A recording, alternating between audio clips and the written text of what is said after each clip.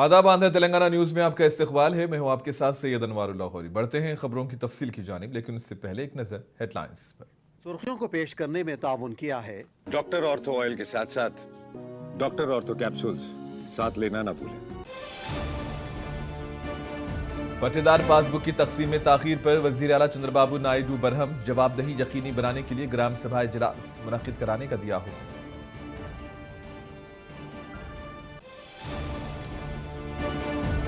अमरावती में हुसूल अराजी के दूसरे मरहले की शुरुआत पर वाईएसआरसीपी की तनकीद। किसानों के साथ खिलवाड़ का नायडू हुकूमत पर लगाया इल्जाम।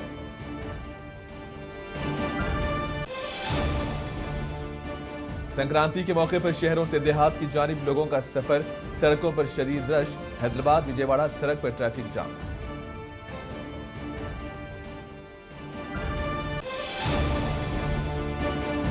हैदराबाद में 2 नाइजीरियन मुंशियात फरोश गिरफ्तार। मुंशियात की सप्लाई के लिए दिल्ली से हैदराबाद आए थे मुलजिमान।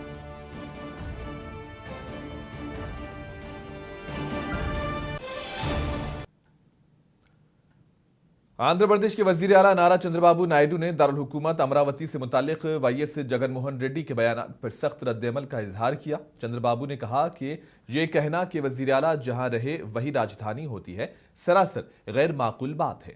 वजीर आला नायडू ने सवाल किया कि अगर जगनमोहन रेड्डी दोबारा वजीर आला बने तो क्या पुलिवेंदोला या बेंगलुरु को आंध्र प्रदेश का दारुल हुकूमत करार दिया जाएगा। उन्होंने कहा कि बाशऊर और समझ रखने वाला शख्स इस तरह की बातें नहीं करता। कृष्णा नदी के किनारे दारुल हुकूमत होने पर तनकीद का जवाब देते हुए नायडू ने मिसालें दी और कहा कि राजमंड्री, विशाखापट्टनम, चेन्नई, मुंबई, दिल्ली और लंदन भी दरियाओं या साहिली इलाकों के करीब वाक़ई है। ఇలాంటి ఒకటి రెండు కాదు, ఒక అమరావతి నిన్న కూడా చూశారు. ఎవరైనా సరే బుద్ధి జ్ఞానం ఉండే వ్యక్తులు మాట్లాడతారు నాకు తెలియదు. ముఖ్యమంత్రి ఎక్కడుంటే అక్కడే క్యాపిటల్ అంట. మొన్నటి వరకు 3 ముక్కలాట ఆడారు. అంటే 3 రాజధానులు అన్నారు. ప్రపంచంలో ఎక్కడా లేవన్నాం, కానీ వినలేదు. ప్రజలు గుణపాఠం చెప్పారు, ఎన్నో ఇబ్బందులు పెట్టారు. ఇప్పుడు మాట్లాడుతున్నాడు ఎక్కడ రాజ్యాంగంలో రాజధాని పేరు లేదంట. ముఖ్యమంత్రి ఎక్కడ కూర్చొని పనిచేసి బెంగళూరులో కూర్చుంటే ఇడుపుల పాయకి పోతే అదే రాజధాని. అంటే ఏంటి చేదస్తో నాకైతే అర్థం కావడం లేదు. ఇప్పుడు అంటున్నాడు అది నది పక్కన వచ్చిందంట. రాజమండ్రి ఎక్కడుంది, విశాఖపట్నం ఎక్కడుంది, లండన్ ఎక్కడుంది, ఢిల్లీ ఎక్కడుంది, చెన్నై ఎక్కడుంది, అంటే బాంబే ఎక్కడుంది. కనీసం ఇలాంటి ఇంగిత జ్ఞానం లేని వాళ్ళు కూడా రాజకీయాలు చేస్తే వీళ్ళు ఏం మాట్లాడాలి. तेलुगुदेशम पार्टी के लीडर ज्योत्सना तिरुनागिरी ने कहा है कि अमरावती ही आंध्र प्रदेश का दारुल हुकूमत है और इसे आलमी मेयार का शहर बनाया जाएगा। विजयवाड़ा में मीडिया से गुफ्तगू करते हुए उन्होंने वाईएस जगनमोहन रेड्डी पर इल्जाम लगाया कि वो रियासत में तरक्की और सरमायाकारी के खिलाफ रहे हैं।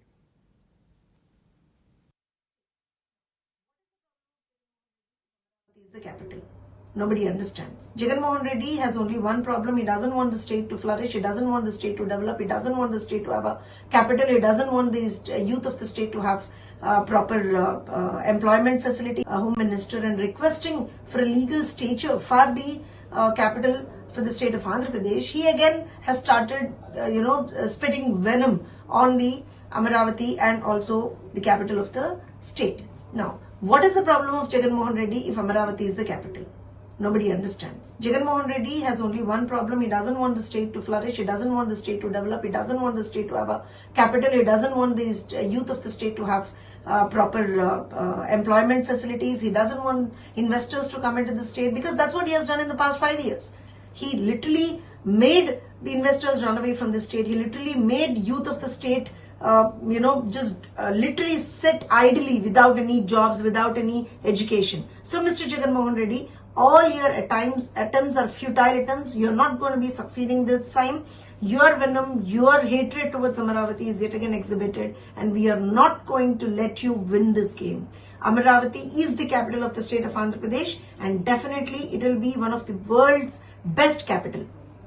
Jagan Mohan Reddy today again starts spitting venom on the Amaravati, on our state's capital Amaravati. He says Chandrababu Naidu garu has taken Amaravati.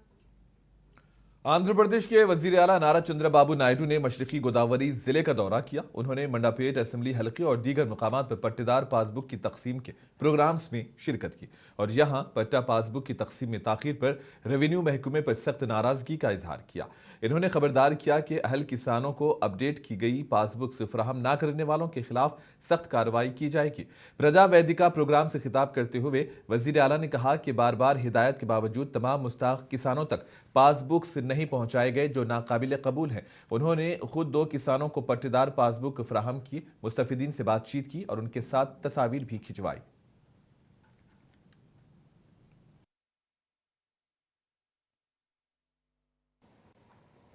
ఇప్పుడు ఎంతవరకు కరెక్ట్గా పర్ఫెక్షన్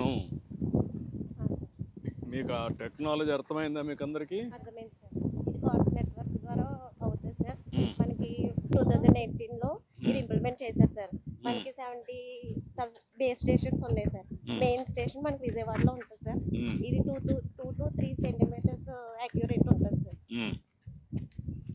ఇప్పుడు మీకు దీనివల్ల ఈ టెక్నాలజీ వల్ల మీ అభిప్రాయాలు ఏంటి? మీ అందరికి అవగాహన? ఇప్పుడు రాబోయే రోజుల్లో ఇది బ్లాక్ చైన్లో కూడా పెట్టేస్తే అప్పుడు ఎవరు మ్యానిపులేట్ చేయలేరు. చేయకపోయినప్పుడు మీకు వర్క్ కూడా బాగా తగ్గుతుంది కదా. మనకి ఇది సార్ రెక్టిఫైడ్ మనకి ఇక్కడ స్టోన్స్ వేయక్కర్లేదు సార్. ఎందుకంటే రేపు పొద్దుట ఇంతకు ముందు రైతులు స్టోన్స్ వేసుకున్నా తీసేసేవారు, వాళ్ళకి మళ్ళీ సర్వేకి వచ్చేవారు సార్ పంట ఎంత కొలిచేటప్పుడు చేతితో కొలిచేటప్పుడు. కానీ ఈ యొక్క రవర్లో మనం అలా చేయడానికి లేదు సార్. మనం ఎప్పుడు వచ్చి పెట్టుకున్నా అది జీసీపీ కోఆర్డినేట్స్ వల్ల అంటే మీకు మెయిన్ కోఆర్డినేట్స్ అయితే ఉండాలి కదా. మనం మెయిన్ కోఆర్డినేట్స్ మీరు ఎక్కడ బౌండరీ అనే కోఆర్డినేట్ ఉండాలా. అవును సార్. ఇక్కడ కూడా మీరు వచ్చి నిలబడుకోవచ్చు, అవును సార్. కానీ రైతైనా పని చేసుకోవచ్చు. అవును సార్. కానీ ఒక ఐడియా ఉండాలి కదా ఎక్కడ ఉంది భూ అనేది అతనికి. ఒక ఫస్ట్ మనం ఏదైనా ఫీల్డ్కి వెళ్ళేటప్పుడు బెంచ్ మార్క్స్ అనేది పెట్టుకుంటాం. మనం ఫస్ట్ చెక్ చేసుకుంటాం. చెక్ చేసుకున్నాక వాళ్ళది చూపించిన ల్యాండ్కి మనం ఒకసారి వాళ్ళ దగ్గరే తీసుకుని కోఆర్డినేట్స్ క్యూజెస్ సాఫ్ట్వేర్లో మనం ఇంప్లిమెంట్ చేస్తాం. ఆ క్యూజెస్ సాఫ్ట్వేర్ అనేది మళ్ళీ పూర్ణాక్షకి ఇంప్లిమెంట్ అవుతుంది సార్. పూర్ణాక్ష వెబ్లైట్ आंध्र प्रदेश के वजीर नारा लोकेश ने पुणे में मुनक्किदा पब्लिक पॉलिसी फेस्टिवल से खिताब किया। उन्होंने कहा कि पॉलिसी में तसलसल, तेज रफ्तार अमल दरामद और टेक्नोलॉजी के मुअस्सर इस्तेमाल से अवामी जिंदगी में हकीकी तब्दीली लाई जा सकती है। नारा लोकेश ने नौजवान पॉलिसी माहिरीन के साथ गवर्नेंस और तरक्की पर तफसीली गुफ्तगू की। नारा लोकेश ने बताया कि साल 2019 से 2024 के दौरान पॉलिसी में बार बार तब्दीलियों से आंध्र प्रदेश पर सरमायाकारों का एतमाद मुतासिर हुआ। ताहम अब आंध्र प्रदेश इस्तेहकाम और मौसर अमल दरामद के जरिए दोबारा एतमाद बहाल कर रहा है। उन्होंने कहा कि मनमित्रा व्हाट्सएप गवर्नेंस के तहत 36 महकमों की 1000 से जायद सर्विसेज आवाम तक पहुंचाई जा रही हैं। It's very exciting initiative. Thank you for having me here. It's exciting to see a lot of young blood and energy who really want to contribute back to the nation, especially in the policy framework. So it's very important to continue such dialogues, getting youngsters, bureaucrats, politicians, and even industrialists to come together and look at how we can deliver on the promise of our Honorable Prime Minister, which is Viksit Bharat by 2047. So such dialogues play a very, very important role. And politicians don't get many opportunities where they can interact with youngsters, learn from them. And I believe such initiatives are very, very important.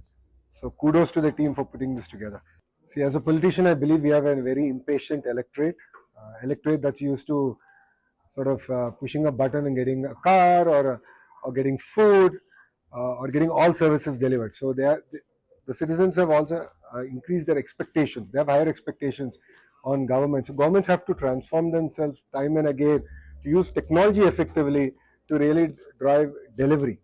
So that's where platforms are now coming handy, and it's very important to build a back end so that anything that a citizen wants or any interaction between the citizen and a government can be real time and we can deliver on it.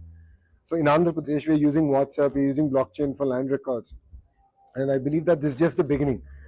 And if India does it right, I'm sure that we'll leapfrog even the developed economies in terms of government.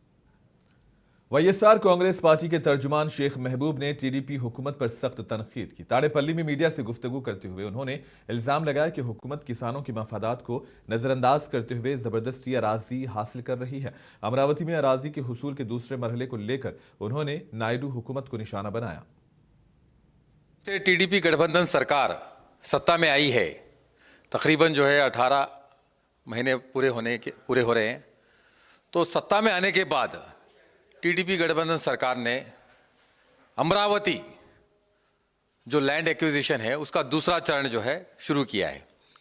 हम इसकी कड़ी निंदा करते हैं, क्योंकि पहला चरण तो इन्होंने बहुत सारे वादे किए और वो पूरा कंप्लीट हुआ नहीं, आज दूसरे चरण में चले गए। तो जो सेकेंड फेज करके जो है 50,000 एकड़ जमीन की मांग की है इन्होंने किसानों के साथ। तो किसानों के साथ जो है बिल्कुल धोखा हो रहा है। हम इसकी कड़ी निंदा करते हैं, क्योंकि किसान बेचारे आज खून के आंसू रो रहे हैं। उनकी जमीन आज अपनी जमीन देकर वापस में उनको मिला क्या है वो पूछ रहा। आज किसानों का सवाल है टीडीपी गठबंधन सरकार से, हमारी जमीन आपने जो फर्स्ट फेज में जो लैंड एक्विजिशन आपने किया 50,000 एकड़ जमीन, तो अभी हमारे को उसके बदले में मिला क्या? और आप जो है दूसरा चरण शुरू कर लिया आपने। पहले खुद इन्होंने अपने डीपीआर में पर एकड़ जमीन जो है 2 करोड़ रुपए का हिसाब बताया। तो 50,000 एकड़ जमीन बोले तो 2 करोड़ रुपए का हिसाब बोले तो 1 लाख करोड़ रुपए। तो 1 लाख करोड़ का खर्च ये कहां से आएगा?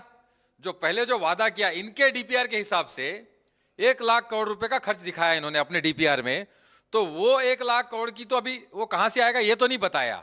तो अभी दूसरे चरण जो है 50,000 एकड़ जमीन चाहिए करके बता रहे हैं। तो आज अमरावती का जो किसान है खून के आंसू रो रहा है। वो अपनी जमीन देकर उल्टा हमारे को वापस मिला क्या है ये क्वेश्चन कर रहा है आपसे टीडीपी गठबंधन सरकार से। तो आपको जो है इस मुद्दे पे कोई बात भी नहीं कर रहे हैं और दूसरे फेज में चले गए। जो भी कर रही है टीडीपी गठबंधन सरकार बिल्कुल गलत कर रही है, क्योंकि पहला फेज इन्होंने कंप्लीट किया नहीं, दूसरा फेज ये बहुत। तेलंगाना के वजीर आला रेवंत रेड्डी ने आंध्र प्रदेश के वजीर आला नारा चंद्रबाबू नायडू के सामने एक अच्छा प्रपोजल रखा है। उन्होंने पड़ोसी रियासत के अपने हममनसब से अपील की है कि दोनों रियासतों के दरमियान दरियाओं के पानी की तकसीम के तनाज़ात अदालतों के बजाय बातचीत के जरिए खुशउस्लूबी से हल किए जाएं। उन्होंने कहा कि मुत्तहिदा आंध्र प्रदेश के दौर में मंजूर शुदा मनसूबों में रुकावटें पैदा न की जाए। वजीर आला रेवंत रेड्डी ने तेलंगाना और आंध्र प्रदेश की तमाम सियासी पार्टियों से भी अपील की है कि पानी से जुड़े मामलात को सियासी रंग देने से गुरेज करें और बाहमी ताउन से मसाइल का हल निकालें। పక్క రాష్ట్ర ముఖ్యమంత్రి గారికి నేను విజ్ఞప్తి చేస్తున్నా, కృష్ణా నదిలో ఉన్న మా పాలమూరు రంగారెడ్డి ఎత్తిపోతలు కావచ్చు, మా కల్వకుర్తి లిఫ్ట్ ఇరిగేషన్ కావచ్చు, మా డిండి ప్రాజెక్టు కావచ్చు, మా ఎస్ఎల్బిసి భీమా నెట్టంపాడు ప్రాజెక్టులు కావచ్చు, ఉమ్మడి రాష్ట్రంలోనే మంజూరైన ప్రాజెక్టులు, వీటి అనుమతులకు మీరు అడ్డంకి పెట్టకండి, వీటి అనుమతులకు మాకు సహకరించండి। ఉమ్మడి రాష్ట్రంలో ఉన్నప్పుడే మంజూరైన ఈ ప్రాజెక్టులకు ఆంధ్రప్రదేశ్ రాష్ట్రం నుంచి అభ్యంతరాలు రావడం వల్ల ఎన్విరాన్మెంట్ క్లియరెన్సులు కానీ సిడబ్ల్యూసి క్లియరెన్సులు తెచ్చుకోవడంతో మాకు సమస్యగా మారింది। ఇవి రాకపోవడం వల్ల మాకు రావాల్సిన బ్యాంకుల నుంచి రుణాలు కానీ కేంద్ర ప్రభుత్వం అందించాల్సిన సహాయం కానీ యాక్సిలరేటెడ్ ఇరిగేషన్ బెనిఫిషియరీ ప్రోగ్రాంలో కేంద్ర ప్రభుత్వం 60% నిధులు ఇవ్వడానికి అవకాశం ఉన్న ప్రాజెక్టులు మాకు రావడం లేదు। దాంతోనే మాకు తీరని ఆర్థిక భారం మా రాష్ట్రం మీద పడుతుంది। ఇవన్నీ కూడా మీరు సహకరించండి। మీకేమైనా సమస్యలు ఉంటే కూడా మేము సానుకూలంగా ఆలోచన చేస్తాం। మేము వివాదం కోరుకోవడం లేదు। నేను మరొక్కసారి ఈ వేదిక మీద నుంచి सीपीआई लीडर नारायणा ने तेलंगाना और आंध्र प्रदेश के वज़राए आला से अपील की है कि वो अवामी मफाद के लिए बाहमी ताउन के साथ आगे बढ़ें। हैदराबाद में मीडिया से गुफ्तगू करते हुए उन्होंने कहा है कि दोनों रियासतों के दरमियान हम आहंगी होगी तो ही अवाम को हकीकी फायदा पहुंचेगा। नारायणा ने आंध्र प्रदेश के वज़ीर आला चंद्रबाबू नायडू के इस ऐलान का खैर मकदम किया कि वो आबी मसाइल पर तेलंगाना हुकूमत से बातचीत के लिए तैयार हैं। రెండు తెలుగు రాష్ట్రాల మధ్య సయోధ్య ఉంటేనే ఉభయ రాష్ట్రాల అభివృద్ధికి ప్రజలకు ఉపయోగపడుతుంది। అనవసరమైన సెంటిమెంట్స్ అక్కర్లేదు, సెంటిమెంట్స్ కూడా అయిపోయినాయి। ఒకవైపు చంద్రబాబు నాయుడు గారు ఈ జల విషయంలో తెలంగాణ గవర్నమెంట్ మాట్లాడుతున్న విషయం చెప్పాడు. సంతోషం. ఒక అడుగు ముందుకే రేవంత్ రెడ్డి గారు కూడా కేవలం జల విషయాలే కాకుండా పోర్ట్లు, రవాణా ఇవన్నీ కూడా ఇంటర్లింక్ గా మాట్లాడుకుంటే బాగుంటుంది అన్నాడు. వాస్తవం. హైదరాబాద్ డెవలప్ అయింది, ఆంధ్రాకు ఉపయోగపడాలి. ఆంధ్ర ప్రాంతంలో ఉన్నటువంటి అనేక సహజ వనరులు హైదరాబాద్కు ఉపయోగపడాలి. రెండు కలిసి కూర్చొని మాట్లాడుకోవడం ద్వారానే ఇటు ప్రజానీకానికి తెలంగాణ ఆంధ్ర తెలుగు ప్రజలు ఉండేది. తెలుగు ఏ ప్రజలే కానీ రాష్ట్ర ప్రజలకు ఉపయోగపడేటువంటి మాట్లాడడానికి అన్న సెంటిమెంట్స్ అని కూడా ఆంధ్ర సెంటిమెంట్ రెచ్చగొట్టున్నారు. అక్కడ అపోజిషన్ పార్టీ, ఇక్కడ అపోజిషన్ పార్టీ కేవలం రెచ్చగొట్టడం ద్వారా వాళ్ళ పొబ్బాన్ని కనిపించడం ప్రయత్నిస్తారు తప్ప తెలుగు ప్రజలు శ్రేయస్సు కొట్టుకోవడం లేదు. ఈ విషయంలో ధైర్యం చేసి అటు ఆంధ్రప్రదేశ్ ముఖ్యమంత్రి, ఈ తెలంగాణ ముఖ్యమంత్రి ప్రజల శ్రేయస్సు కోసం మాట్లాడి పరిష్కారం చేసుకోవాల్సిన అవసరం ఉంది. దీనికోసం ఎవరి బ్లాక్ మెయిల్కి లొంగాల్సిన పని లేదని చెప్పేసి కామెంట్స్ తోటి మేము కోరుతా ఉన్నాం. రెండు తెలుగు రాష్ట్రాల మధ్య సయోధ్య ఉంటేనే ఉభయ రాష్ట్రాల అభివృద్ధికి ప్రజలకు ఉపయోగపడుతుంది. అనవసరమైన సెంటిమెంట్స్ అక్కర్లేదు. సెంటిమెంట్స్ కూడా అయిపోయాయి. ఒకవైపు చంద్రబాబు నాయుడు గారు हैदराबाद के एरागड्डा और बुराबंडा इलाकों में रिहायशी कॉलोनियों के करीब कब्रिस्तान की मुजवजा तामीर के खिलाफ मुकामी लोगों ने एहतजाज किया। मुजाहिरीन का कहना है कि रिहायशी इलाकों के नजदीक ऐसी तामीरात से अवामी मसाइल पैदा होंगे। इस मामले पर तेलंगाना हाईकोर्ट ने जून की तो सूरत हाल को बरकरार रखा है और हुक्म दिया है। बुराबंडा में तकरीबन 1 एकड़ सरकारी जमीन वक्फ बोर्ड को मुस्लिम कब्रिस्तान के लिए अलाट करने के फैसले पर हिंदू तंजीमें बरहम है।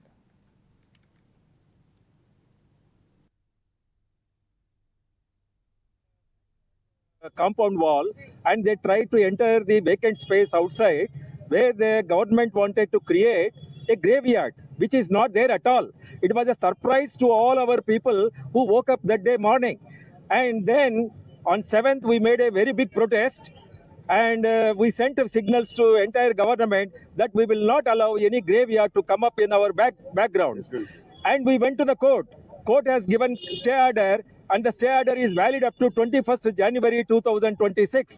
In spite of this, 31st December, when we were all celebrating our New Year celebrations, suddenly a group of people have come and started working with the JCB, clearing and demolishing the wall from that side. Nobody should enter that land.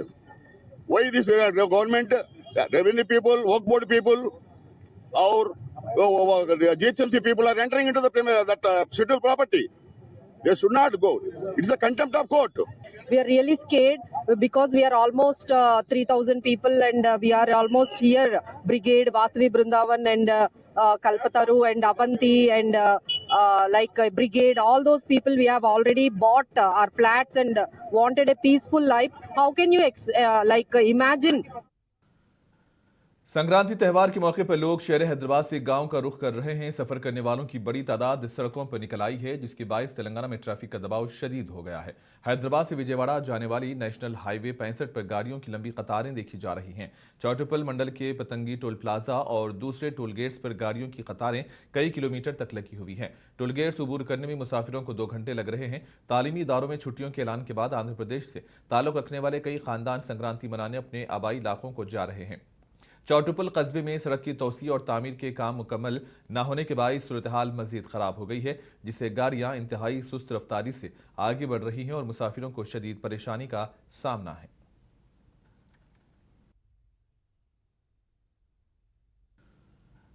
Hyderabad में कल शाम doctor Sikandar Ali Khan Lodhi की किताब वो भूली दास्तान की रस्मी इजरा अमल में आई। तकरीब मीडिया प्लस ऑडिटोरियम में मुनक्किद हुई, जिसकी सदारत डॉक्टर आबिद मोइज ने किया।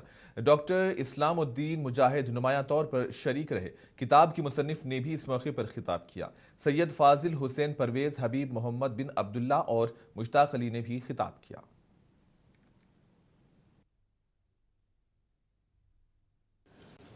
इसके बाद मैं एक बात मेरे जहन में आ रही है कि आप लोगों के जहन में ये सवाल होगा और यकीनन ये सवाल होगा कि मैं अपने पेशे से वाबस्ता उसमें मसरूफ़ था, मुझे क्या सूझी कि मैं किताब लिखने पे बैठ गया।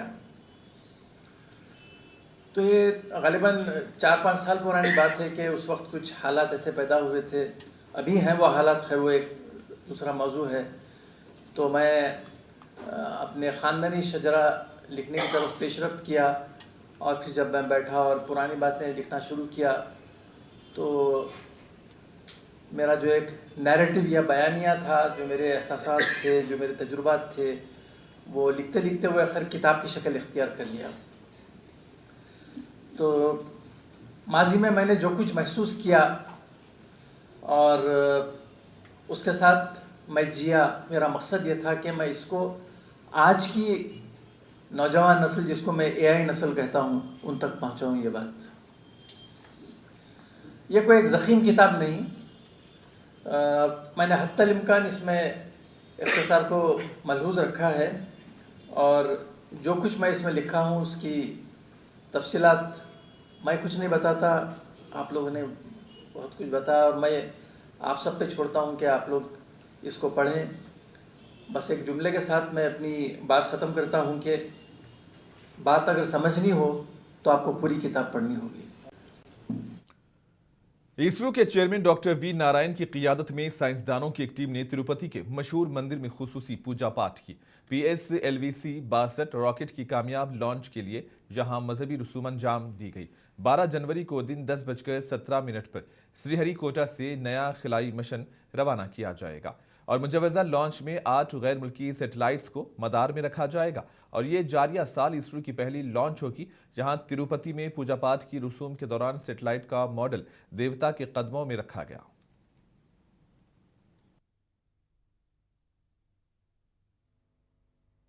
We are going to have the first launch in the year 2026 on 12th January morning 10:17 a.m. and this will be accomplished by the PSLV C-62 launcher, which will be placing EOS N1 spacecraft along with 15 co-passengers. In the 15 co-passenger satellite, there are 8 satellites from foreign countries, from UK, Brazil, France. These countries, we are going to have the satellite. With this launch, we will be accomplishing 442 foreign satellites. अब हैदराबाद से एक मुतासिर कुन खबर, जहां school के तुलबा ने ख्वाब देखने के साथ साथ उन्हें हकीकत में बदल कर दिखाया है। कम उम्र तुलबा ने सैटेलाइट बनाया है जो 12 जनवरी को इसरो के रॉकेट के जरिए खला में रवाना होगा। 2.5 साल की मेहनत, तहकीक और तजुर्बात के बाद बच्चों ने सैटेलाइट तैयार किया। जांच के तमाम मराहिल मुकम्मल होने के बाद इन बच्चों का तैयार करदा क्यूबसेट सैटेलाइट श्रीहरिकोटा से लॉन्च के लिए तैयार है, जिस पर इन बच्चों और उनके सरपरस्तों ने मसरत का इजहार किया।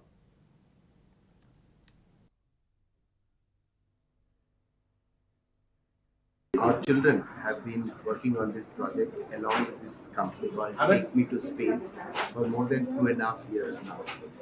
And the satellite is ready, it got tested, it's right now in Sriharikota, and we will all be witnessing this launch from the gallery Sriharikota.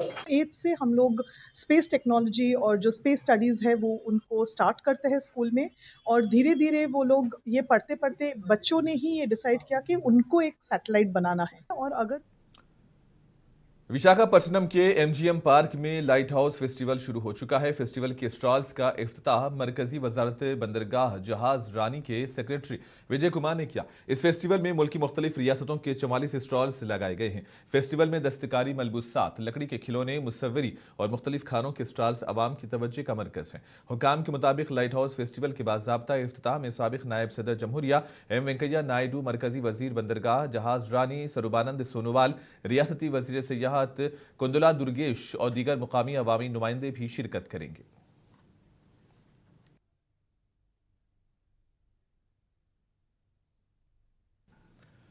Hyderabad police ने टोली चौकी पुलिस स्टेशन हुदूद में ड्रग्स सप्लाई करने वालों पर कार्रवाई की है। 2 नाइजीरियन शहरियों को गिरफ्तार किया गया है।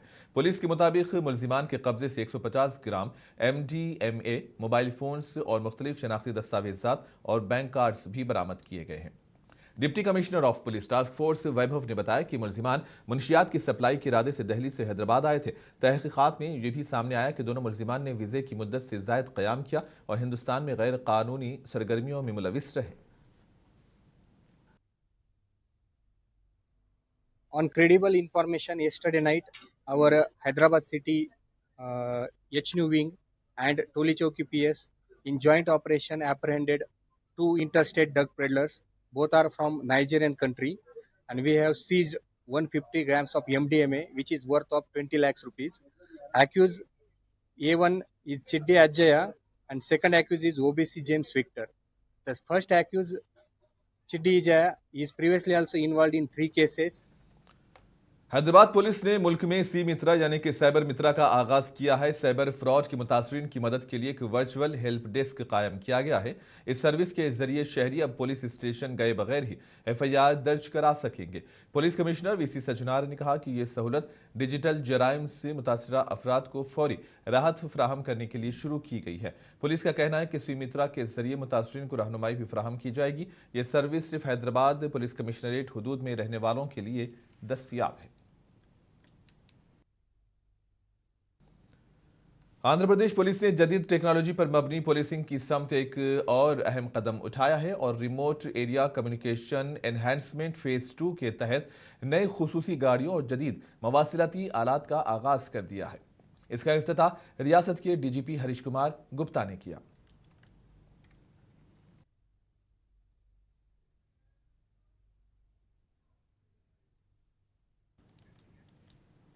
और इसी के साथ ही खबरों का सिलसिला यहीं पर इख्तिताम पजीर होता है। दीजिए इजाजत, आदाब।